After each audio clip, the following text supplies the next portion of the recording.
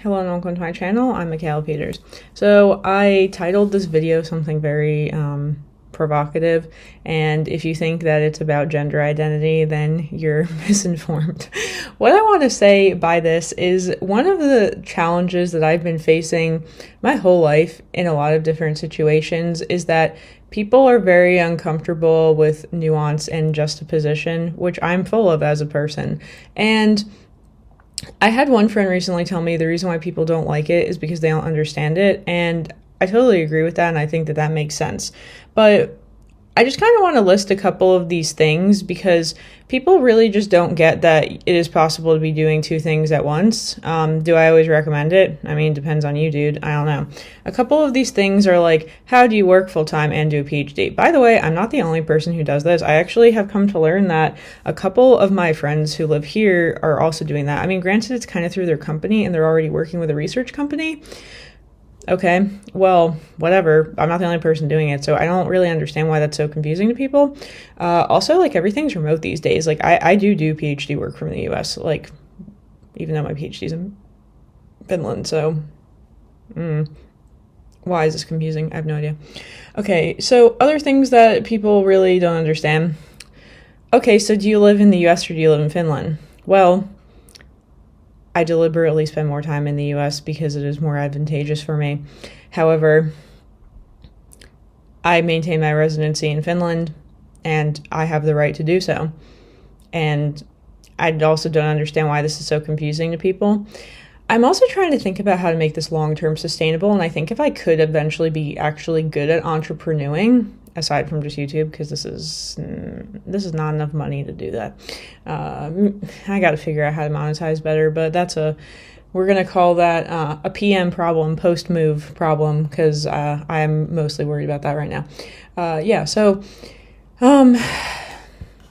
Right, so entrepreneurship. Finland loves that. If I could start my own business, that'd be cool. But I'm like, like people know what snowbirds are, right? Like snowbirds have always been a thing. Also, I think the other kind of confusing part to most people about this would be that, like, I'm not the only person in my family who lives between two places. I also grew up with divorced parents and was going back and forth literally every other day between two houses. So the idea of having like two houses that I live in, at first I didn't think I wanted that, but I'm so used to it, it doesn't really matter. Yeah, I mean, I have one aunt who lives between states, and then I have an aunt and uncle who live between two countries also. So it's like I really was not the first person in my family to come up with this idea. So I've seen how it can be done. Does it cost money? Yes. Is it a lot of work and a headache? Yes. Is it possible? Absolutely. I would say that they're much more, let's say, on the entrepreneurial side of things, where they structure their work around that kind of mobility.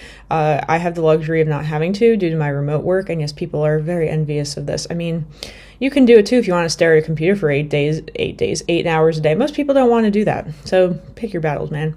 So I think these are a couple of the things. It's just like, how do you do so much, or where do you definitively live? And it's like, that doesn't actually have to like be defined, and people really have an issue with this, and it's kind of interesting. I think it's sort of one of the reasons why I've become a lot more like avoiding of people now, which people don't really understand because they're like, well, you run a YouTube channel, you're pretty open on there, so I don't really get it. My one relative is telling me, like, you're putting too much out there. No, I don't agree with that. This is a very, very, very scripted, curated version of my life. Nobody really knows what's going on. I'm sorry, you guys may think you do. You definitely don't. So, got him. This is a whole got him video right now. Right, so what I was trying to explain was that, okay, when you're dealing with people in real life, it's really hard to avoid them. For me, it's really hard to like not answer questions without being very autistic about it and being like, I don't want to answer that question, and it's like awkward. So sometimes I try to like answer questions by distractedly answering a different way than what is the original way they're intending me to answer the question. Because this is what I was saying. I was like, people are curious. People are going to ask me when I come to Finland, where am I living? How do I have a place to live? Like, what am I doing over here? Like, or why am I here randomly? And why does nobody see me half the time? Like, I can't answer questions like that without explaining all the things I just explained in this video. Now, the thing that I like about YouTube is it serves as a platform for me to communicate with the world in a very low feedback context. So what I mean is that People leave comments. I feel no sort of moral obligation to answer all of them. It would be physically impossible anyway. And like, at this point, there are very few things that somebody could say that would be offensive to me on here that I would actually take to heart, because I don't know any of you people. I mean, I know some of you, but most of you I don't know. And then I know there are people who secretly watch my channel who don't tell me they do. And then, okay, cool, you know more about me, don't know what else to say. That's nice. Yeah. So yeah, it's just, people are very... Here's what it is. People are very, very uncomfortable with ambiguity. And because I started at the age of like 21 living in a bunch of different countries where I did not know what was going on half the time, I'm just pretty comfortable with ambiguity. That must be what it is. And most people aren't, because I don't know. Because my brain doesn't work the same way as most people's. That's really all I have to say about that. And there were a lot of instances where even my friends who were more similar to me in terms of ambiguity and their brain working kind of atypically, that's like that show on Netflix, Atypical. That's like actually one of the only shows I watch, but I haven't watched in like 3 years, but whatever. Even they're like, well, how is it possible for you to like be like this and be like this at the same time? I don't understand it. And I'm just like, I just am. And then they're like, I don't know, whatever. This is why people think I'm a spy? Probably.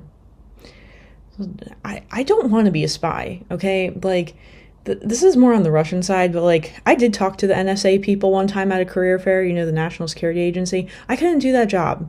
Okay, look at like me just talking all the time. That's literally the number one way to get fired and probably put in jail for doing that kind of job. And be like Edward Snowden and be shipped to Russia. Well, he shipped himself to Russia, whatever. He could have gone to jail or gone to Russia. I don't even know, what instance works better, but if he's chilling in Russia, good for him. Personally, I would not be chilling in Russia, and I would not be chilling. I would not be Edward Snowden. Yeah, even though that's a Netflix documentary. It's pretty interesting, to be honest with you. I don't think either side was correct in that. I'm going to be honest. So I'm not taking a stance of being ambiguous there, but I understand how it happened. I'll put it that way.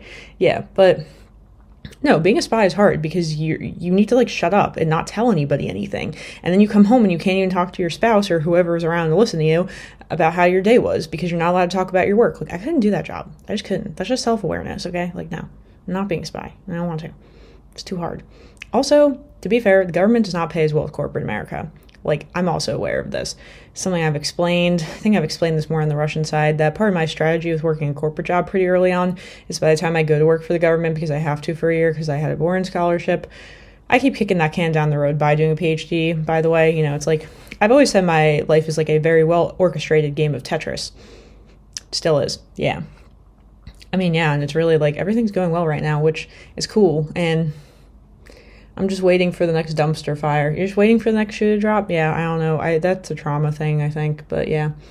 So, I don't know. But yeah, so what was the point is that people are nuanced. People don't make sense. Like, some people make more sense than other people. I acknowledge that I make less sense than most people. And I understand that it makes most people uncomfortable. And I also understand that is not my problem. So, whatever, I'm just going to keep doing what I'm doing and working 500 jobs and just getting through the day, man, because we all got to feed ourselves and have a place to sleep, and that's kind of what I'm worried about right now, what I'm working on. My dad raised me to believe that survival was the most important thing in life, and I have not really progressed from that, so maybe I'm still stuck in the boomer mindset. My dad's not even a boomer, he's a Gen Xer, whatever. But yeah, so that's where I'm at. I'm just like, you just got to do what you got to do to, like, reach your goals, and my goals are, like, property ownership, almost there. I need stability. I don't know. Even though I go back and forth, to me, that's not a lack of stability. That's just a changing of environment every once in a while. It's not like I'm trying to go buy 500 properties all over the world. Although I did think about if I was going to buy more properties, I would buy them in Finland. Yes, no. I don't think I want more properties in Finland, to be honest with you. It's too much work. I would probably buy something in Kyrgyzstan, something in Armenia. That's it. But they're expensive because I'd be buying in the capital area. So it's like, honestly, like the same as buying something in Finland. So it's like, no, I probably wouldn't actually do that. Unless I had like a lot of money to just do stupid stuff with. But even then, it just sounds too stupid. So whatever. Okay, yeah. So anyway, point is, people don't make sense. Things don't make sense. And human brains don't like that. And if you don't like that, don't talk to me. I don't know what to say. The end. All right, until next time. Bye.